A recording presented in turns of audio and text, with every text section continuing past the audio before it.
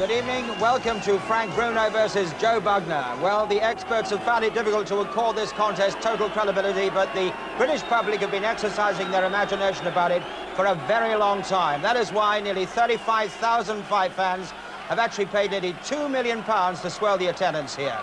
So White Hart Lane awaits this much publicised Anglo-Australian confrontation. Reg Guttridge and Jim Watt are at ringside. Joe Bugner is in the ring, and we're now waiting for Frank Bruno.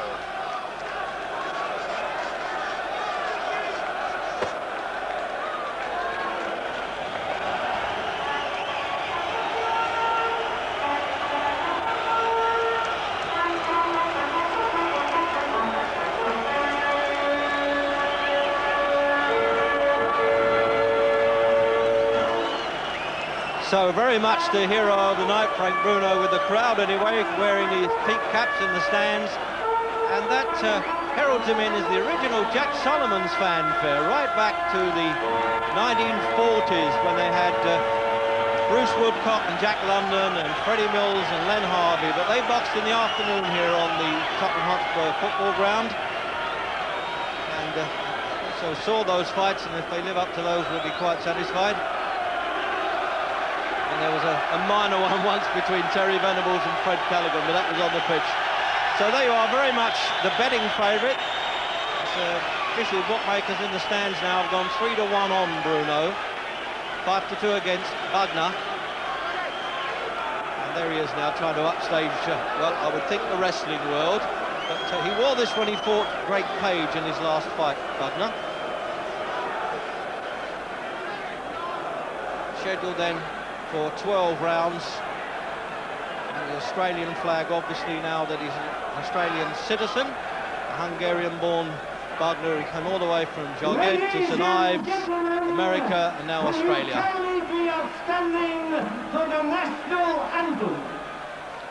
So it's a very cold night indeed, down to 42 degrees as we await the anthem.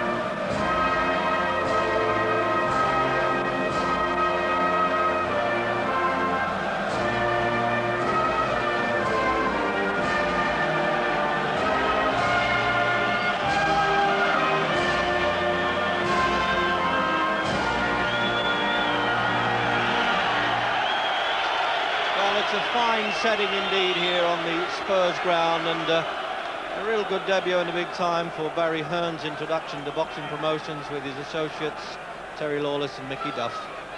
And they've had to wrap these fighters up, as you would expect, because it really has dropped down to 42 degrees, and there's a few sharp characters around here who would, with a nip in the air like that, they'd be capable of drinking it.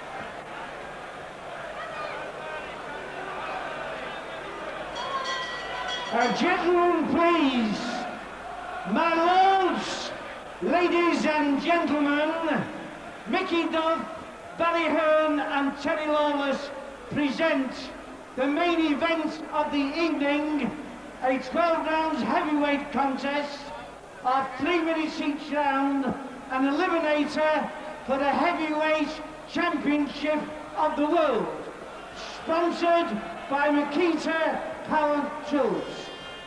Between and introducing to you the former heavyweight champion of Great Britain, the Commonwealth and Europe, Joe Bugner.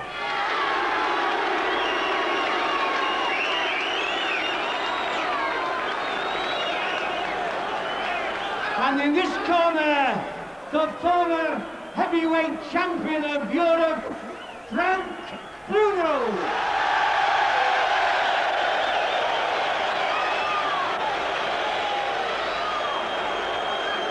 At the weighing at 1 o'clock today, Bugner scaled 18 stone, 4.5 pounds. Bruno scaled 16 stone, 6 pounds. The officials for this contest appointed by the British Boxing Board of Control, your referee, Mr. John Cole of Wolverhampton, your timekeeper, Tom Powell, and your steward in charge, Mr. Bob Graham. Thank you.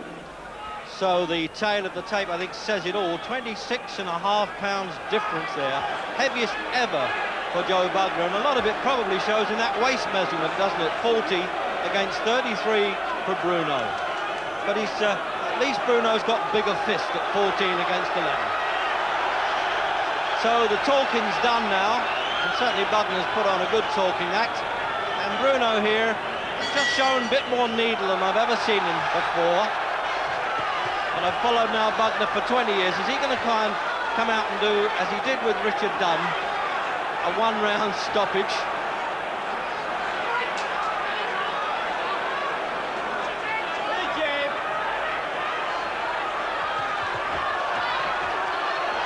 Well, the old pacifist Bugner's not there anymore. They've G'd him up, and he's coming in with his head a bit dangerously too, Jim, isn't he? He's very dangerous with his head. I think Bugner's plan here, Reg, is to try to intimidate Bruno.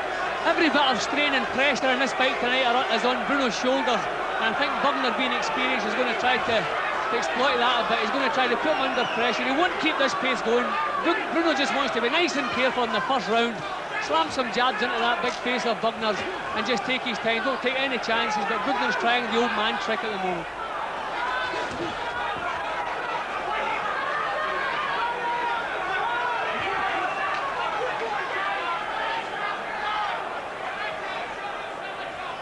Well, kidology can go a long way in boxing, but in the end you've still got to take the whack on the chin. But all the criticisms aimed at Bugner over there, that's the one thing he's always had, is a stout chin. Some good solid stuff coming in from Bruno. Now remember, he fought extremely well in the World Championship bid against Tim Witherspoon in the early part of the fight. And Witherspoon, with respect to Bugner, really is a class above Joe.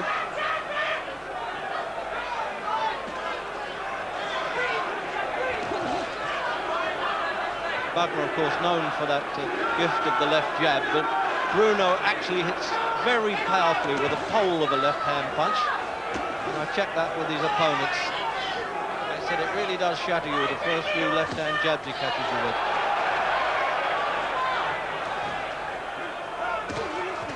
See, just the old flurry in Bugner, just the same, isn't it, Tim? He's not levering into those, not turning his body into those punches. Yeah, those are not really fighter's punches. Those are little swinging arm punches, but with 18 stone behind him, okay, you don't want to take too many of them. But I think the first couple of times Bruno lands this big jab of his, we'll see Joe thinking a little bit of defence again. But he's doing the right thing. He's trying to intimidate Bruno, but thankfully it hasn't worked. Bruno's looking nice and calm. Well, they've got to warm up here. It's the nippiest night I've covered in outdoor boxing, obviously. And the way it's going, even if they paid £100 for the ringside here and the cheers from the stands there, they wouldn't mind if Bruno knocked this fellow over in the first round. They're certainly giving him enough encouragement. So the countdown for the end of the first anyway. And the steam is already showing now. And they've got to work up a full head of steam, I would have thought. to the bell. A little bit of needle going in, as we thought. John Cole from Wolverhampton did well to get in there.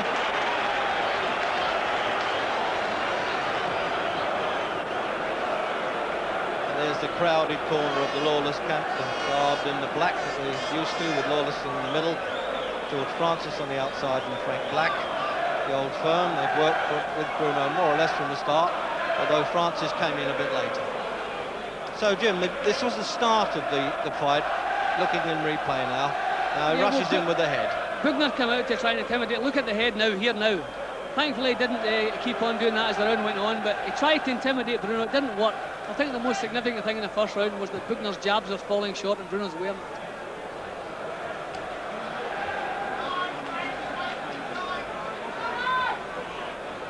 Gets a little bit tight before fights Bruno, but he says he hasn't done too much for this one. He's felt great. Second round then. Now, we don't want to see Bugner, as I say, so big. He says, don't worry too much about the weight. I'm a big lad, and at 37, he doesn't want to dry out too much to try and prove anything. He weighed 17 stone 10 for his last fight with Page, so he's added quite a bit there, really.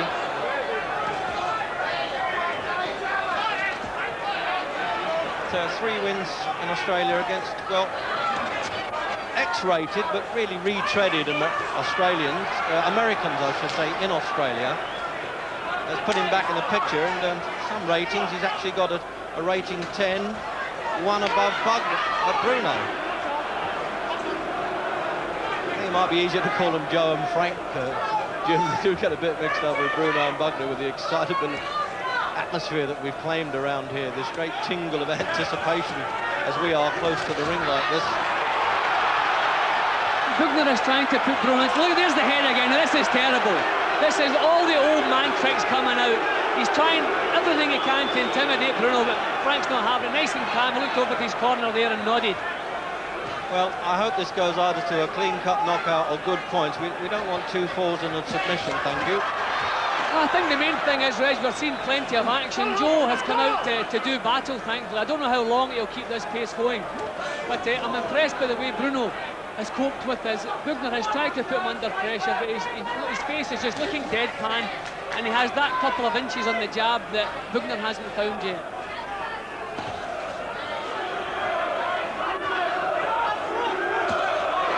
Oh, he turned that punch right above the commentary position there. He looked like he was going to left jab it, and then he just switched the hook, and that was a good shot on Bugner's chin.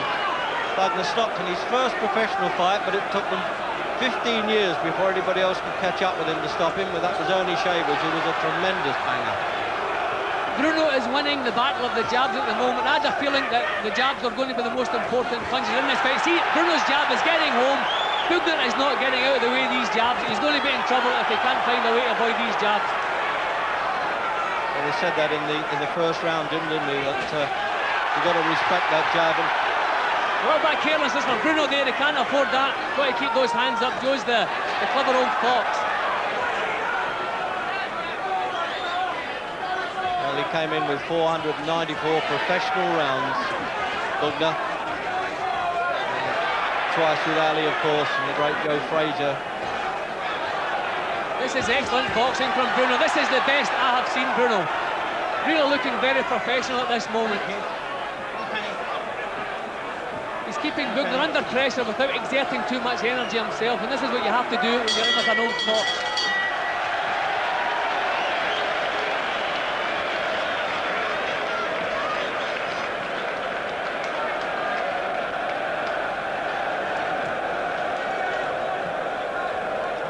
So I wonder what the words of wisdom going over there. Jeff Fennick, the super bantamweight champion on the outside, a very good fighter indeed. And Johnny Lewis, his new trainer there in the red jacket. Now then, we can look at some Bruno action coming here in the replays there when he falls back on the ropes there, Bugner. And clever the way he smothers his way out of it. He needed to. That's where the experience. He used the ropes to his advantage there and then claimed well. And that's Jeff Fennick whispering in the ear there of Bugner. Very pally in the gymnasium. Unusual for a bantamweight to be giving a big heavyweight some advice, isn't it, Jim? Yeah, well, the little bantamweight has done it all. He's won a world title, so he's worth listening to.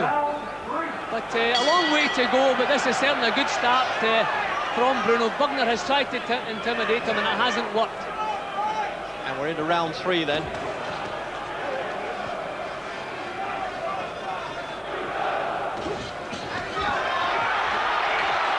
Well, it started off a better fight than I'd anticipated. I thought they might be kind of looking at each other for a while, but knowing how Bruno was so intent to just, well, unload a bit of nurtured hate, I suggest, with all the words that have been coming his way. In fairness to Bugner, a lot of it's been play acting. Well, it's generated a lot of money one way with television in Australia, score in cable in America, and of course with ITV, and then a £100 ringside. It's a big gate take, but they're putting up a good enough show, the big fellas. The fight the public wanted, and at least the tabloid press convinced them that they wanted it anyway. Well, we're getting the excitement with trade for Reg. Bruno is boxing very well. He's got Bugner under pressure now all the time, but steady pressure. He's not getting rattled, he's just keeping steady pressure on Bugner. And Bugner's jabs are still falling short. See, the thing with the Americans that he fought in Australia, they weren't really putting all that youthful pressure on him. They just went there to earn some money and not get involved too much, and we covered those fights. Well, the difference was, Reg, those were fighters slightly over the hill, but Bruno is still considering himself an up-and-coming fighter, a contender. He wants badly to win this fight. Bugner's recent opponents have had their shot and maybe just looking for a couple of quid here and there. He's 26, Bruno. Seems as though he's been around longer than that.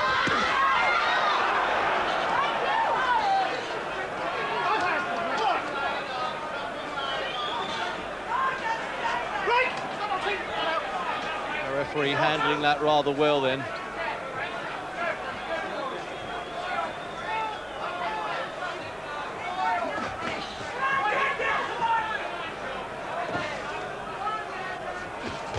Oh, there's a good swipe there by Bruno. That right-hand punch, just natural strength he's got, Bruno. He doesn't have to really turn into it as we get the countdown for the end of the third, and Bugner's larks in the opening round look as though they're over, and as Jim once said, he's starting the defensive stuff now, and understandably so as well. And that he's good at this, remember, Bugner. He's a known survivor. See, Bruno is punching as he moves in here. He's not allowing Bugner to clinch all the time.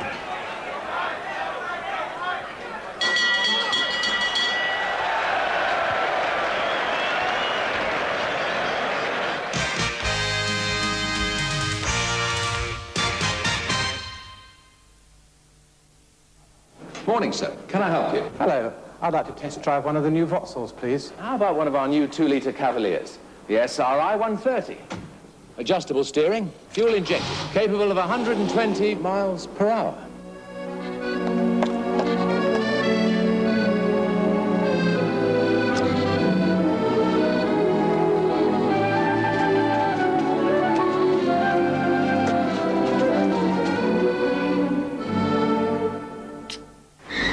Or you could try one of our new Astras, the 2-litre GTE, boasting some 122 brake horsepower.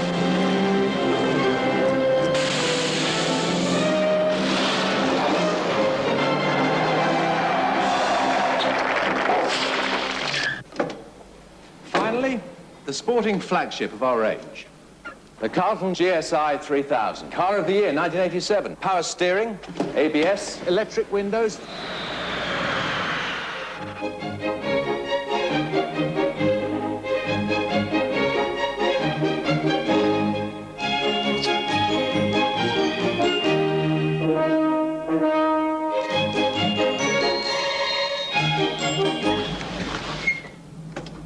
Well, sir? An excellent choice, sir. Happy motoring. Call TSB Speedlink, Your balance is 304. and you can find out your bank balance without even leaving the office.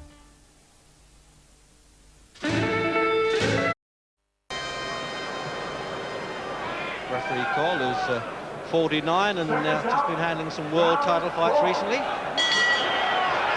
Into the 4th round then. And Bruno, to forgive the boxing parlance, just showing he's becoming the governor at the moment. But old Joel will get in there and do his thing. This is what he does. I mean, when you can confuse even the great Muhammad Ali, he got fed up with trying to deal with him in Kuala Lumpur in the heat. So Joe's had it in 100+ degrees and now down to 40 odd here.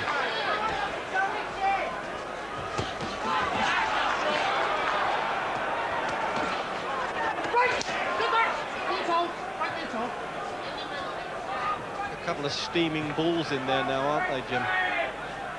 Yeah, we'll have to remember it's the end of October here. It is very cold, but thankfully it's a hot place we're getting.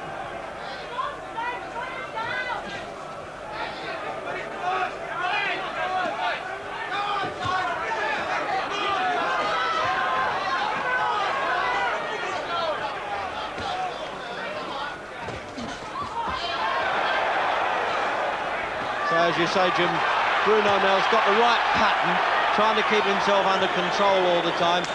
Doesn't want to burn himself out. He's obviously getting a bit of criticism about perhaps a lack of stamina, but he's only had that against fighters that would come at him of quality. Yeah, well, we don't normally see a lack of stamina, obviously, until the later stages in the contest. But he's doing the right thing here. He's keeping pressure on Bugner. Bugner was still breathing pretty heavy at the start of this round. So he doesn't have the recovery powers, obviously, that Bruno has. So Bruno's doing the right thing. Keep him under pressure, keep him moving, keep him working, but don't do anything careless or silly.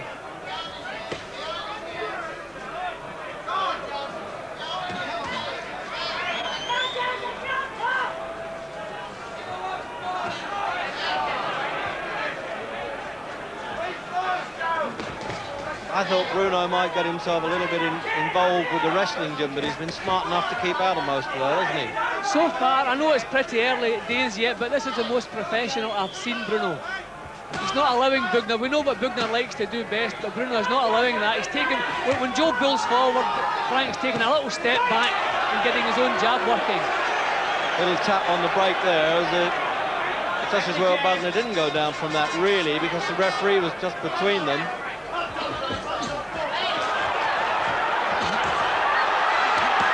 Opening up well now, Bruno, right above our commentary position. We can hear those and almost feel them sinking in, Jimmy. Well, Joe is not allowing the fight to go his way. Frank is dictating the action at the moment and really looking good.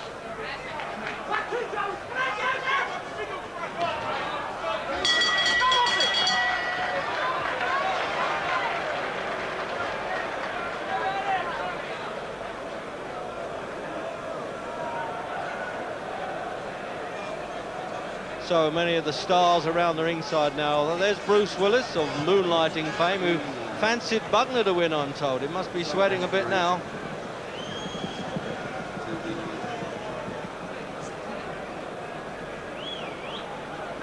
Well, we've had the well-known Angie, Sammy Fox. We've had them all in here tonight. One or two great fighters as well, like Alan Minter, the world champion. And my co-commentator, Jim Watt's taken a bow as well.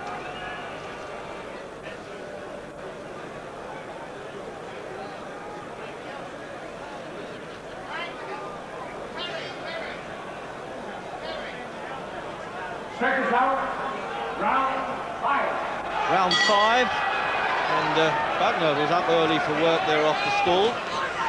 Now this was as Bruno really, Jim, fought more or less against Tim Witherspoon, and then he did run out of steam, but I mean Witherspoon put different kind of power and pressure on him that I think Bugner's capable of, surely. Well, also, we have to look for the Witherspoon fight to help Bruno here. A little bit of carelessness from Frank there. He dropped his hands and left his chin up in the air, but Joe didn't have the power there to make him pay for it. We know Frank's technique still needs a little bit. There's Big Joe complaining. That's a good sign for Bruno. Yeah, just take a couple of little rabbit blows around the neck there, and the referee just waving to Bruno's corner, keep quiet. But as you say, when they moan a bit, then they're just shown a few distress signals in the fight game.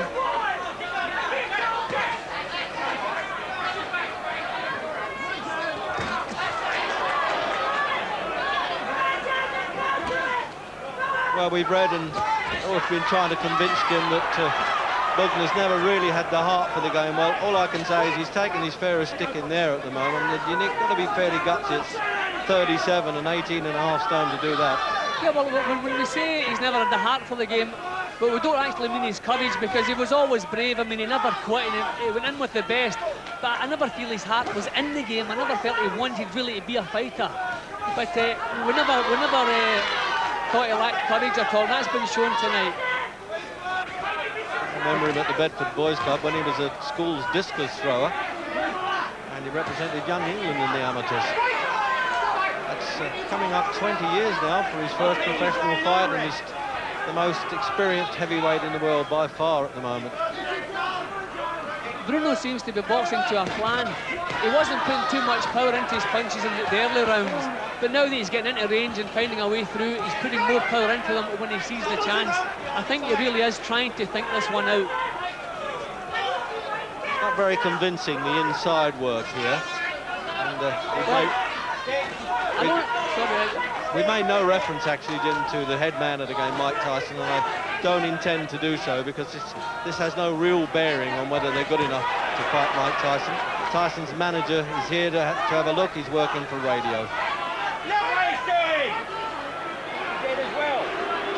See, I think that the main thing in the fight at the moment, Bruno is managing to keep it at long range, which is not allowing Bugner to clinch. He's getting in now just as I'm speaking, but for the greater part of the action, Bruno is taking that little half step back when Joe pulls forward and pinning him on the jab. Bruno's corner then has just nobbled the referee that they think he's allowing Bugner to hold on a bit too much and spoiled, but that's always been Bugner's game.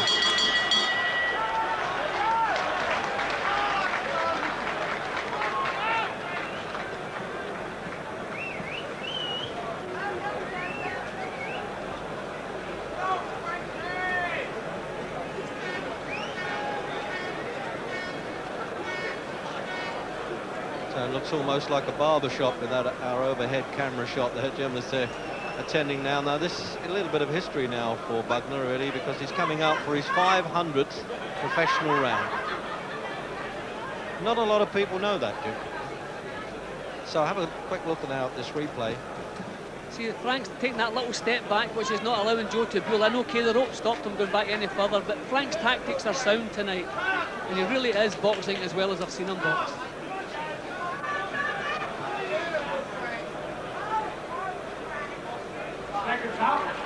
Round 6. So round 6, and there it is, 500 professional rounds and still going strong, Joe Bugner. Give him some credit for that.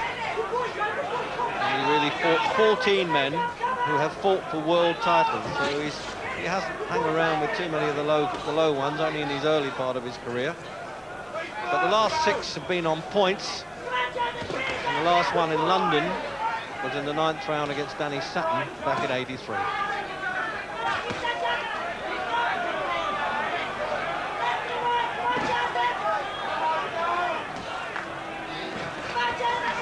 Bugner still is not finding the range with the jab, and Bruno is.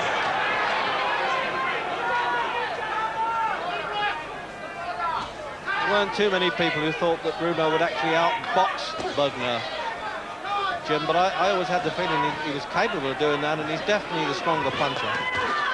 Yep, and he really fancies the job now. As I said, Bugner has tried all the old tricks, the intimidation, rubbing the head in, trying to bull him. Nothing has worked. Look at Frank's face. It's still as impassive as it was before the fight started. So Joe's going to have to come up with something else. I don't know what it's going to be.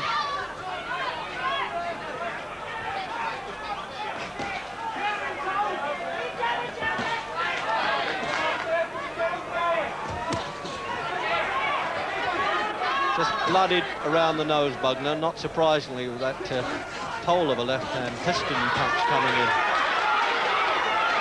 He's roughing it up there a bit to Bugner, with Bugner's own corner there. I imagine his more or less manager and his wife Marlene now is just wondering now what sort of advice the corner will be giving him, because she certainly has motivated him on the comeback, no question about that.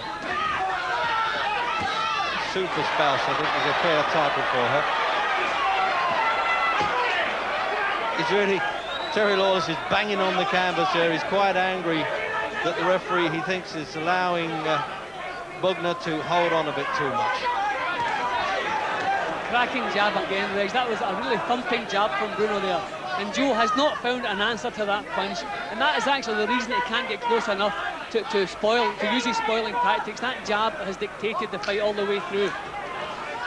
It breaks up Bugner's concentration, doesn't it, as we get the last half minute in the sixth. See, none of Bugner's previous opponents have had a jab like Bruno's. A tremendous straight, big ramrod, powerful jab. Bugner just can't get past it. He's still, as we can see, trying like a devil, but he doesn't quite know how to get past it.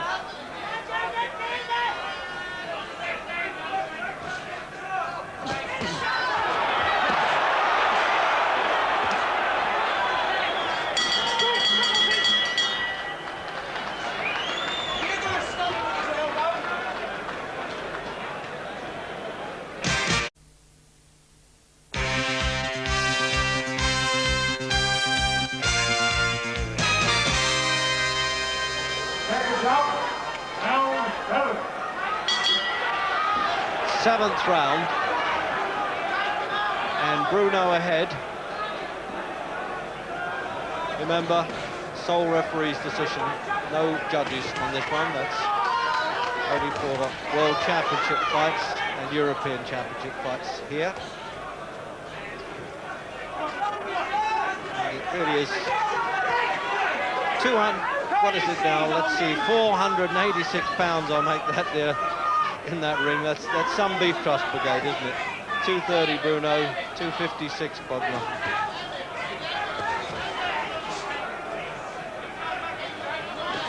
And he might be lugging that around now as the fight goes on a bit, Bugner. You sometimes get stricken with a bit of athletic senility when you get too big in this game, and the old age is creeping up with you. I mean, 30 normally is a great divide, isn't it, for heavyweights, and 37. He's doing well to hang in there with a strong fellow like this one. You're not happen when he's at his heaviest ever, over 18 stone, so he certainly isn't built for speed. He can't match Bruno for power, so what does he have left? Just the old tricks of the trade. But he's never been able to get the initiative in the contest. Bruno has always had that. The only nagging doubt we have is over Bruno's stamina problem, but I don't think we'll see that tonight because he's not under pressure. He is the man exerting all the pressure. I don't think he's going to have a problem at all with his stamina tonight.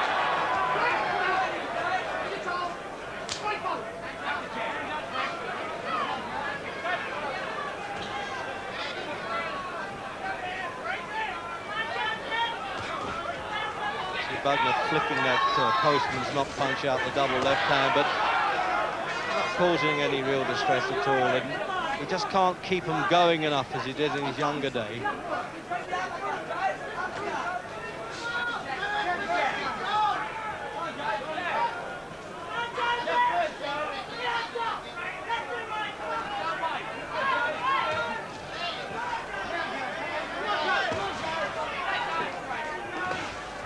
Never been prancing around in the fight, Bugner, Jim, but he looks to me as though he's anchoring a bit now. He's just slowing down a bit, isn't he? Yeah, well, it has to be expected. He has been the man under pressure at all times. I say it again, I've never seen Bruno looking quite so professional. If he keeps at this level, then we can really say we have a world-class heavyweight in this country.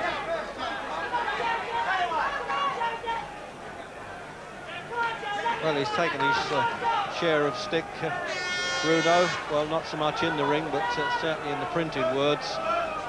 So maybe if he can pull this one off, then, well, he can be the big hero yet again. WBA have already got him up, rated number 2, which is a little bit embarrassing. I think he's just a bit lower than that.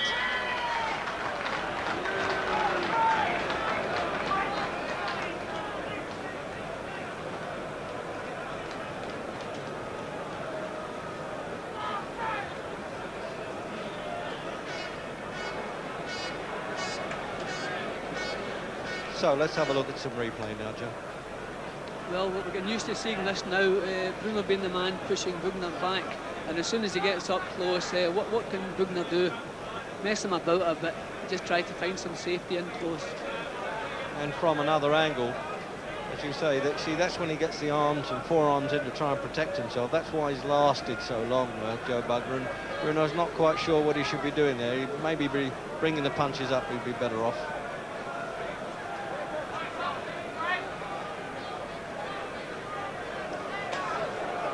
Seconds up, round 8. The 8th round then of a scheduled 12, with no championship at stake and really no official eliminator tag, but it's always been my contention that every contest is an eliminator because the loser's eliminated.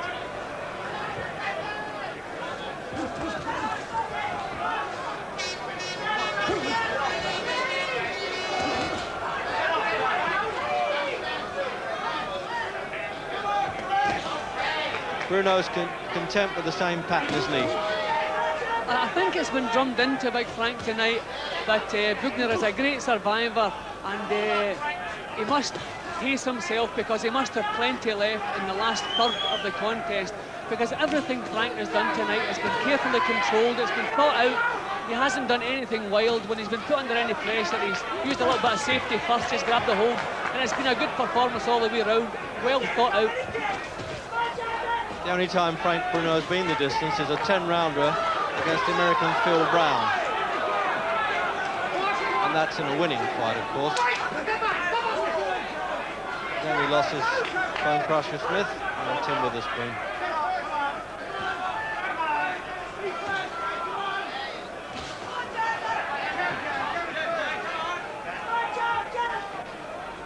Well, it was an apt night for Bugner to try and turn the clock back, Jim, as we've all got to turn them back later tonight.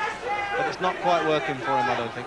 Well, he's still in there, Reggie. He's not winning anything at the moment, but we still have to remember the question mark about how the last couple of rounds are going to go. He's never been in any serious trouble, you'll notice. Frank's never had him on the verge of any knockdowns or anything. It's been a good, steady, thumping jab performance from Frank, but Bugner has never been in trouble, so still a lot of action in the go man yet, I would think. Well, he certainly hasn't come to take the money and run, that's for sure. He's shipped a bit of punishment along the way there.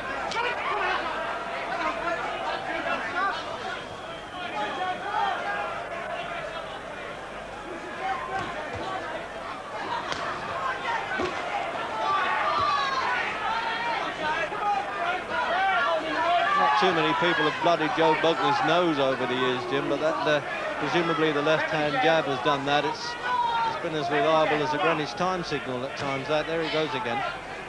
It's a long time since Bugner's been asked to cope with a jab like that coming at him. If you look at his opponents over there, and he's down. He clubbed him with the right hand, and he won't go down, Bugner. At that point, he didn't even put the knees on the canvas. He tried to absorb the punches, and that was a pretty brave effort of his, perhaps foolish. And he's getting 7, 8, 9, and he's going to let him box on, and he's pinned in Bruno's corner, and it won't go surely now. The towel has come in from the Australian's corner, and Bugner doesn't know why at that point, and at least he's had the professional's pride, Jim, of staying on his feet. That I hand it to him. He took a lot of stick there, and I don't know whether it was his wife who made the cornermen do it or they did it under their own steam. Probably they did. They threw the towel in. The referee stopped it at that point anyway. Yeah, well, a good performance, a good effort from Bugner, but let's talk about the man who's just really impressed everybody. Big Frank Bruno has finally come of age. A real professional performance from the first punch to the last punch. Big Frank did everything right, he did nothing wrong, and at long last Britain as a heavyweight we can be proud of, and we can, okay, we're not going to talk about beating Tyson, but at least we can be proud and put him in there and let him have his chance.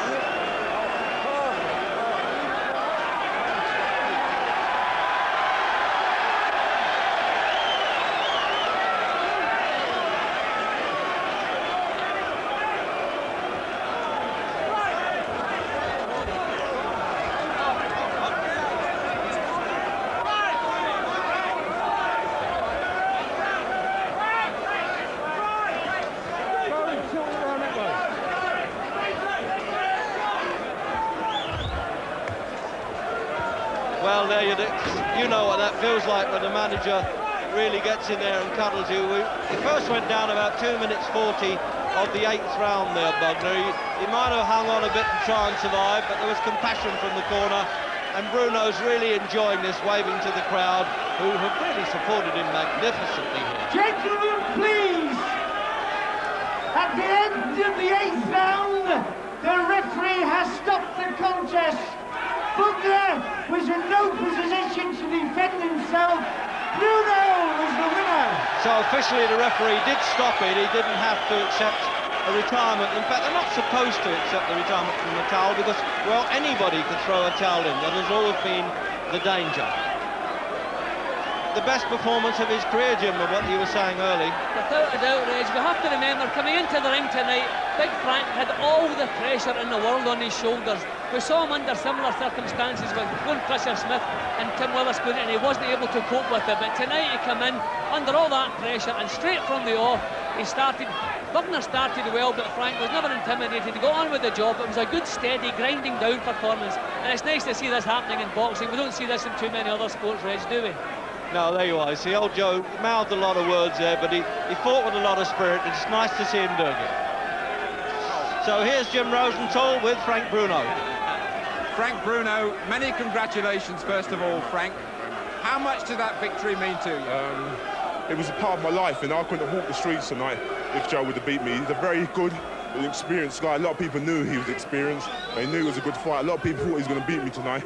But I thank God, I thank my manager Terry Lawless, I thank George Francis, Frank Black, I thank everybody, especially Barry Hearns, for giving me the opportunity, and thank Joe Bugner. Frank, how much pressure on there was there tonight to actually knock him out, to actually stop him as opposed to beating him? Put the camera in all the crowd. All of England was on my back, and I had to knock him out, and I did knock him out, and this is all for people, a Christmas present for everybody. Just tell us about your view of how the fight finished. Well, it's difficult to say. It might just be coming up here with a bit of luck, Frank. Where's Harry anyway? Haven't seen him anywhere. Right, here we go. Yeah.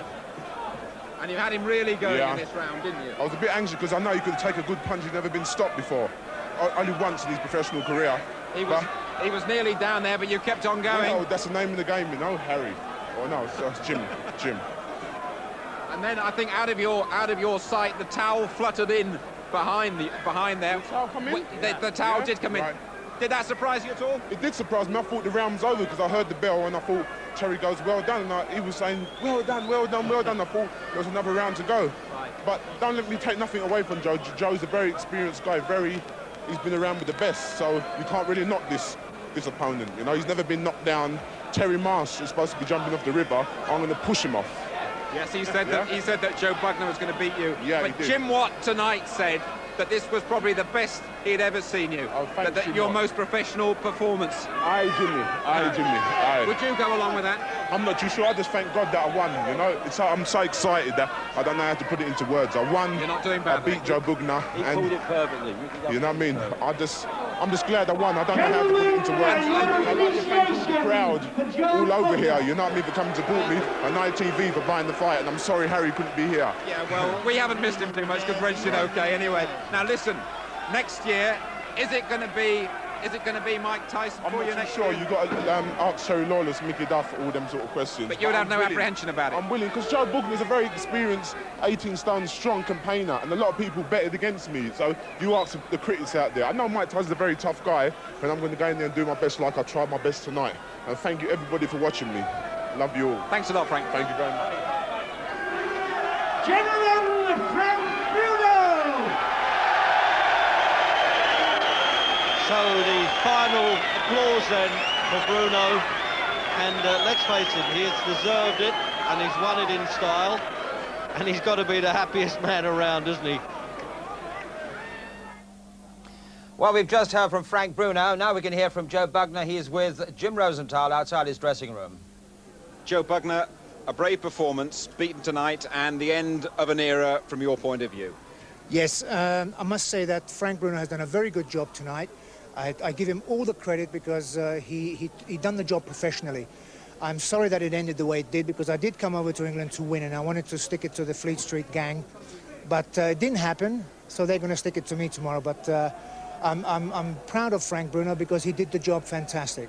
And after over 500 rounds, the Peter Pan time has ended, and you're deciding to call it a day. Why is that? Absolutely. Well, I think boxing's going to miss me tremendously. I really do think so. Even though with this tremendous turnout tonight, I think the fans will miss me tremendously, because I think they always need a bad guy in the gang, and I was it. But they'll have to find another one. Maybe Frank can be the bad guy for a while. Just one point. Were you angry when that towel fluttered in? Would you have been prepared to go on? Well, I was a little bit angry, but not so much with my cornerman. I was angry with the referee for not stepping in time to. I mean, let's face it, I was hit with a good punch, and I was sitting on the bottom rope, and I would have thought the referee would have had enough brain. I thought he was a good referee, but believe me, he was not. I mean, for him to bloody well, you know, let Bruno punch me on the bottom rope was terrible. Okay, look, Frank did the job, and I'm very proud for Frank. Just one final question for you. Is Frank Bruno good enough to win the world heavyweight title? Please don't ask me that question. Ask Frank. I mean, you know, he did a very good job tonight, but I think Mike Tyson's a different kettle of fish, and Mike Tyson's not 37, he's 21. Joe, thanks for talking to us. I think we'll miss you. Thank you very much. It's been a great pleasure working for boxing.